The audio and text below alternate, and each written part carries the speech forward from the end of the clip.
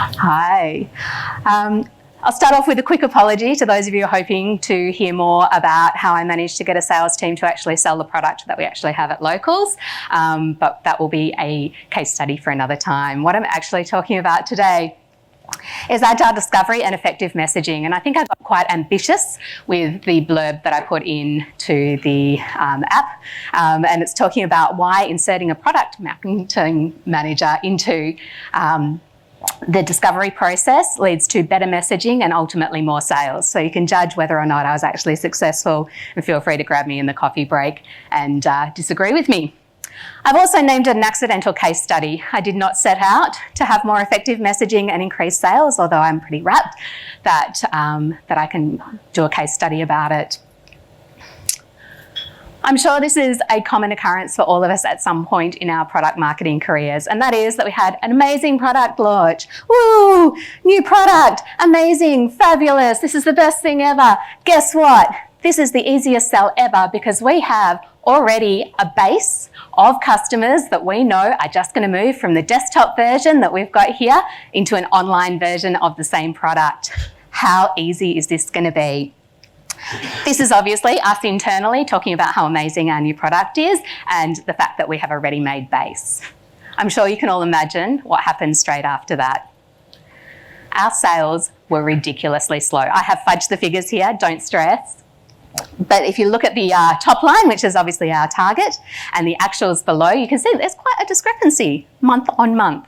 And we watched as this new product, which was designed for really small SMEs, and it was designed for their accountants to actually do the bookwork on behalf of them. We imaginatively called it a connected ledger, which resonated, we thought, with accountants. And we thought it had everything that they would need to move an existing Banklink base, and that was a company that we'd actually purchased as part of MYOB. We thought it had everything that would move them to the cloud. So we were super excited. As this year progressed, we were like, this is not really working. And as often happens with that as well, you start to ask why. When we started hearing from our sales team, you need quantities. We were like, okay, we can look into quantities.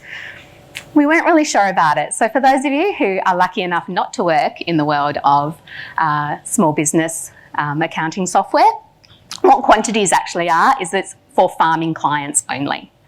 So what they need is the ability to track their stock. So anytime they buy something or anytime they sell something, they need to have the actual number of cows, sheep, that they sold, the number of litres of milk and things like that. So it's a really, really small, quite niche kind of environment. And I'm going to be honest, we had some hesitations. I had some hesitations as a product marketer because farming isn't really a big industry, and this is across Australia and New Zealand. To be honest, the farming industry makes up about 5% of businesses in Australia and about 7% in New Zealand, which is sounding okay, except for the second point, which was my other hesitation, is that it's a dying industry. I hate to be really blunt about it, but that means that there's more entries or more exits each year when you look at the ABS statistics than there are entries. So ideally, as a marketer, you're not really going to go after this particular market. When we actually looked into the Banklink base, so this is the desktop-bound ones that we were trying to move online, less than about 10% of those clients were actually using quantities. So again, as a product marketer, I was like, this is not resonating really well. Like, you're only talking about maybe bumping up sales by a maximum of 10%, and farmers aren't the most ambitious or the most likely to be moving online as well. So my product manager and I were talking about this because he was like, I'm trying to build a business case and I really need your help.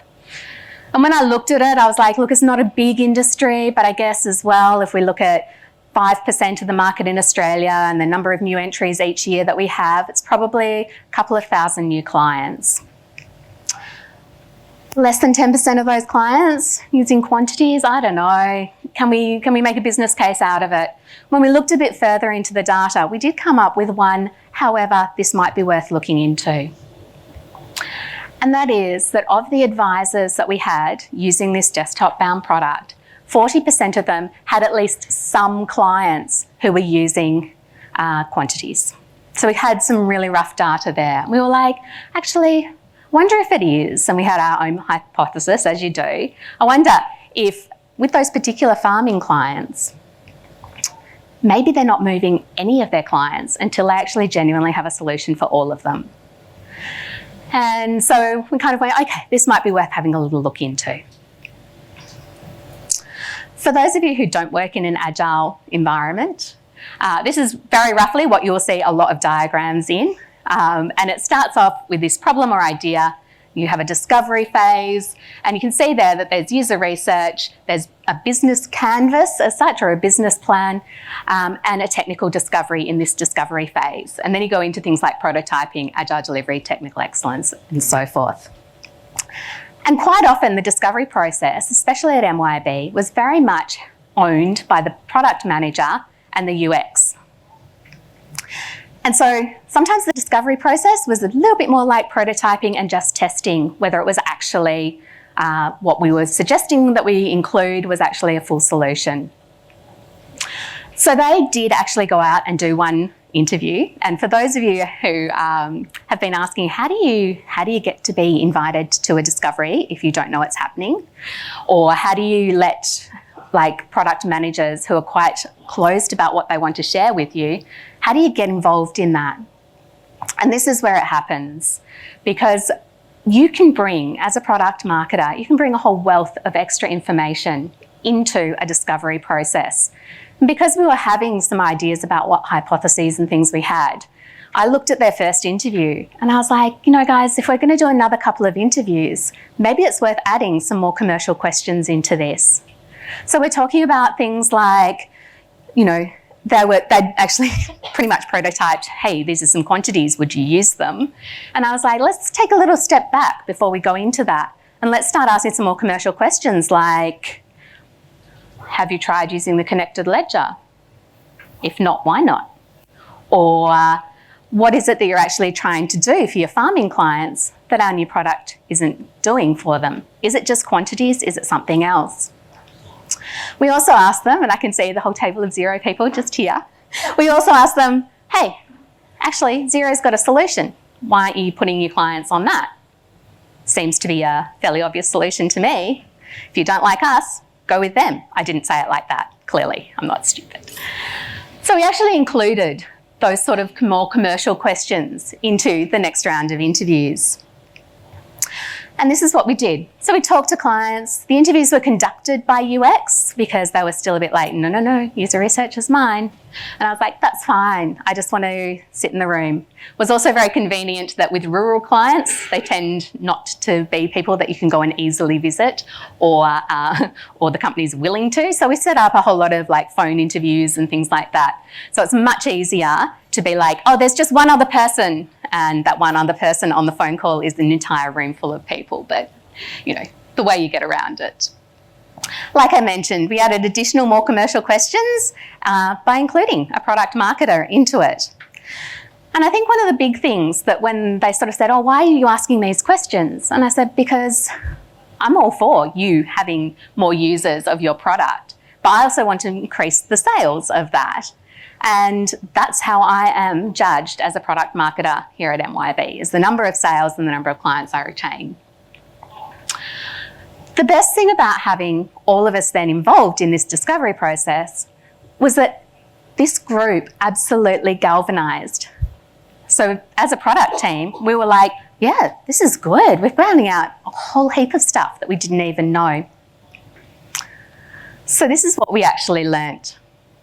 We found out very, very quickly that it wasn't just about having a row in an accounting spreadsheet or an accounting product that you could put an entry for a number of cows sold, sheep sold, the number of litres of milk.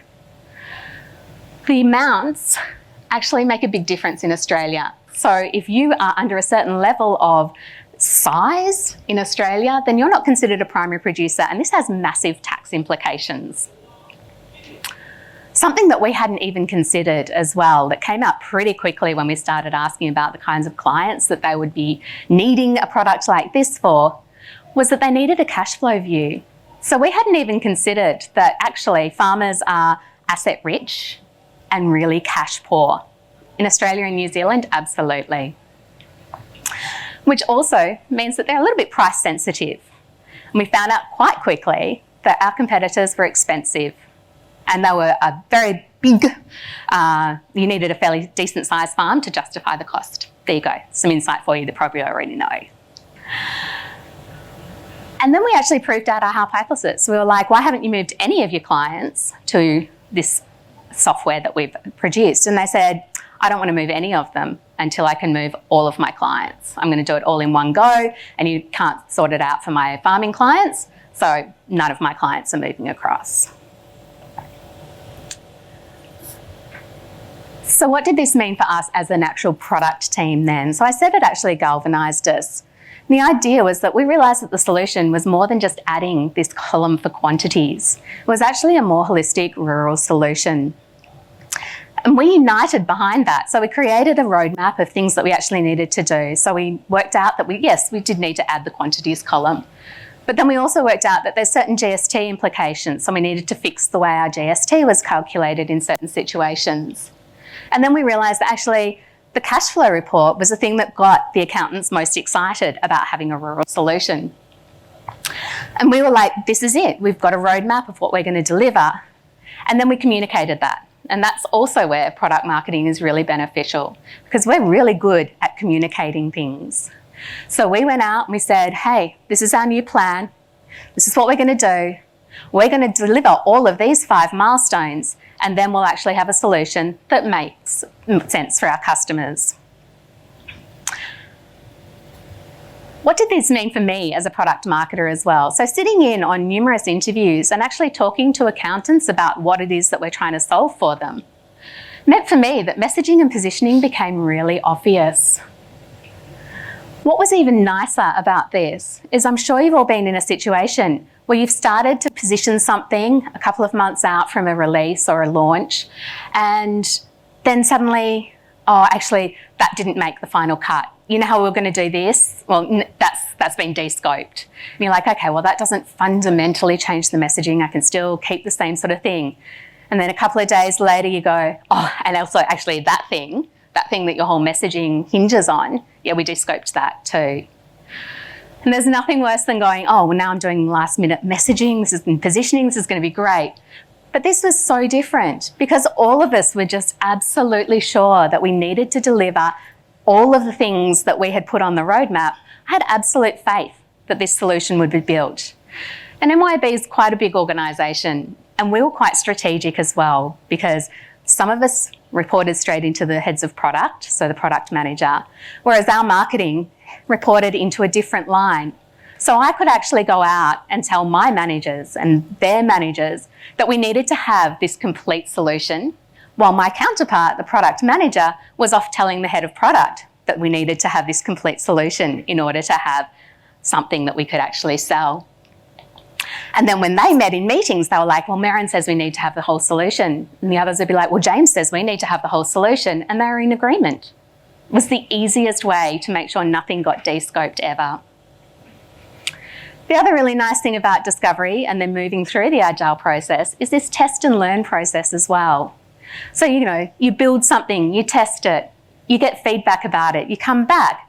I could do the same thing with the messaging and positioning. I had multiple people that I could run this past through that test and learn process and make sure that it really did resonate. At the same time, and I have to say thank you to Bree for for talking about advisory groups, because our New Zealand marketers sometimes went a little bit rogue, and they were like, hey, we've set up a rural advisory group. It'd be really great if you could tell them what you're building. We were like, actually, we can. And also, we'd like to ask them for their opinions on what we're thinking of building after that. So it was created, and it had New Zealand marketers and sales, and they created this rural advisory group, and then they invited us in as product leads so that we could actually test out what we were building. But it also meant for me that I could test out the messaging and positioning that I'd put in place. I also got to test it internally a lot, and I'll just stress that. So if you're not standing up in front of your sales team and telling them about what the positioning and messaging is and seeing what their response is, then you should think about doing that. I'm sure most of you do anyway. And then if you can, you should go out and test it on some customers, because the way they react when you pitch it is going to be very much the way that they react when your sales team pitch it as well. And I do remember having a call with the Rural Advisory Group people who were organising it, so the New Zealand marketers and sales. And they were like, oh, we just need some wording around what this is. And I was in the middle of creating like a messaging deck for them, to be honest. And I was like, well, I've got this. I just want to test it with you. And they all went, oh, that's amazing. I just want to get a pen and write that down. And I was like, it's okay, I can send it through. Feeling very proud of myself. Now, I feel like I've talked a big game about what I've come up with as messaging, and I thought I might as well share it with you because it's, it's messaging. So this is what we actually came up with, and it's based on all of the pain points that we heard from different accountants about why the solution that they needed to be this. And it was really quite a basic piece of messaging. So it's a simple, cost-effective solution that helps advisors manage the accounts and cash flow for their farming clients. It's not sexy. I never promised that it'd be a sexy message. Good luck writing anything sexy about the accounting software. But what it did do was it said what it did on the tin, and it made sense to people. And we could back all of these up with the reasons why that made us better than a particular solution that they might elsewhere be looking at. And it also made sense as to why they'd want to move online. This is the bit everyone always wants to know. Did it work? Did it resonate? So you know that I tested it with my sales team first. And I remember I think I mentioned it yesterday, I actually do monthly updates, and I did them at MYOB as well, where I talk about what we've delivered in the last 30 days and then what's coming up in the next 60. And so I tested this ridiculously. I was quite sick of talking about farming for, I reckon it was about 4 months. And I remember saying, this is a simple, cost-effective solution to help accountants manage the books and cash flow for their farming clients. And I looked around and all of the salespeople were like, yeah, this is good. I can sell this. I was like, oh, that's exciting. Now the photo here, these 3 people who are on stage with the, Paul from MYOB were actually part of the Rural Advisory Group. And they were doing a panel in New Zealand at our big partner event that we did every year. And Paul said to them, oh, he actually didn't. He said to Merv, he was like, Merv's this grumpy old guy who I'd been interacting with in the Rural Advisory Group as well. He was like, oh, Merv, what do you think of MYOB's new solution for farming clients? Merv goes, oh, I'm pretty happy that MYOB's finally pulled their finger out and built a simple, cost-effective solution for us to look after our farming clients. And he goes, it's got a cash flow report.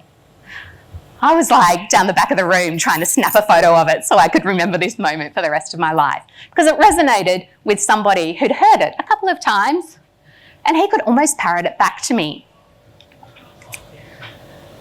The other part that makes me quite proud is that in the 3 months following this particular launch as such, where we kind of announced that this was now freely available to everyone, we actually tripled the number of sales of Connected Ledger for the next quarter. That is huge. So that horrible, horrible chart at the beginning looked completely different by the end of the year. It was quite nice.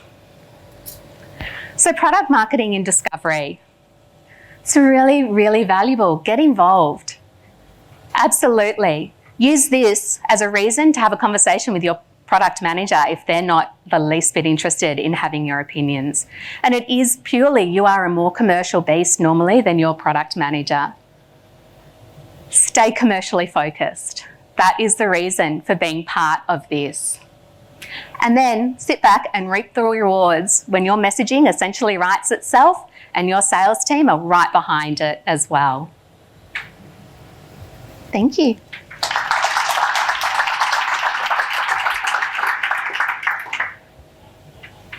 Awesome. Thanks very much, Merrin.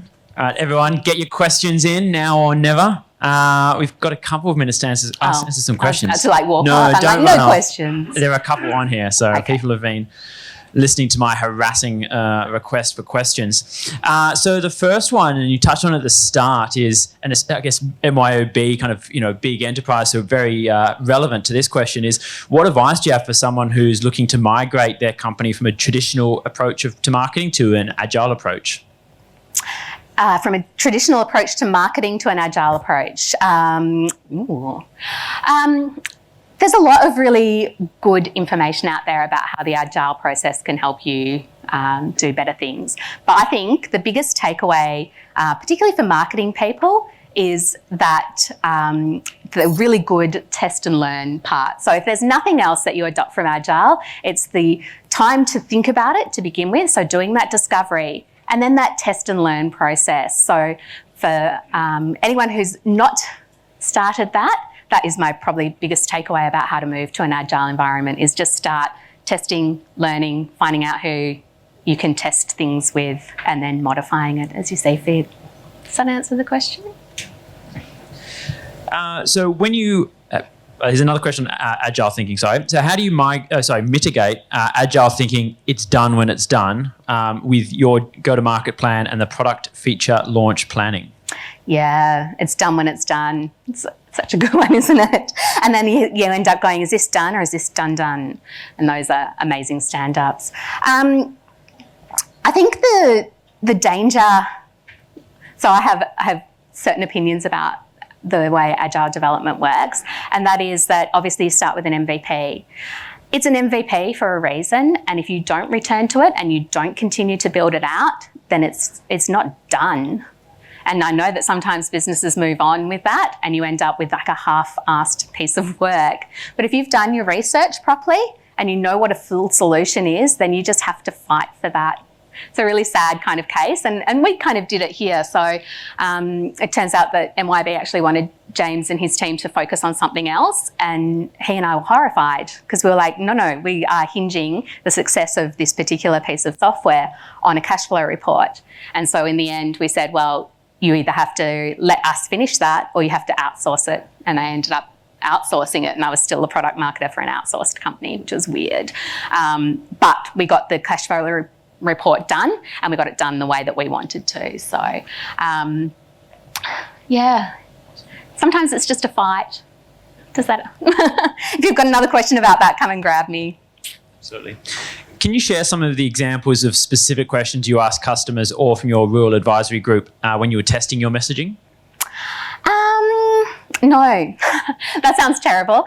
Most of the time when you're testing a message like that, you position it to them, and then you kind of get a gut feel, because I'm sure all of you have done this, where your sales team are just like, they start to like lean back a bit instead of leaning forward. So there's some body language cues. Otherwise, I did sit down individually with a couple of them, which is a much easier way of testing it as well, and said, does this make sense? Is this what you would expect? Does this actually make you want to buy it? What's missing from that would help you to convince a client that this is the best solution for them? So I think they were the main questions that I actually asked around positioning. But a lot of the time, especially if you're doing it to a room like this size, which MYB sales teams were this big, then yeah, you could just tell, because there'd be people just going.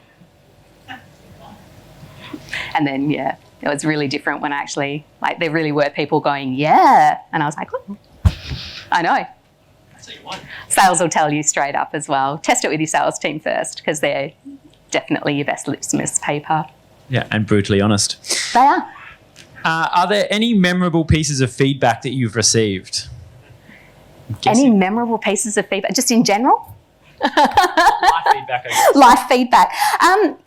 Yeah, I always say I really love talking to customers, and any customers, even angry customers. And we actually had, there's a couple of different pieces of feedback. I'll share one of my favourite, actually. Here you go. I was also involved in the beta process for this. So I was ringing accountants and going, hey, how are you finding the quantities and how are you finding all of this? And one of the women was like, oh, can I invite my client into this file? And I said, you absolutely can. And she was like, oh my God, you have just made my day. She's like, I have this farmer and he buys cows like women buy shoes. And I just went, okay. And once I got over the casual sexism, I was like, yeah, somebody's going to enjoy that one. And I think the other memorable pieces of feedback, if you ever want to see somebody get absolutely caned, I think there's some of, I used to do release blogs on part of our community forum at MYOB. And if you ever want to see how not to handle a new launch, then please feel free to trawl through those to a particular post where I was talking about we'd increased the price of one of our solutions that had payroll and we decided to split it. So it came with payroll, and then we decided that we would split it so that if you had 2 or more people, you suddenly had to pay $10 a month extra. Because why not? And there was no added benefit.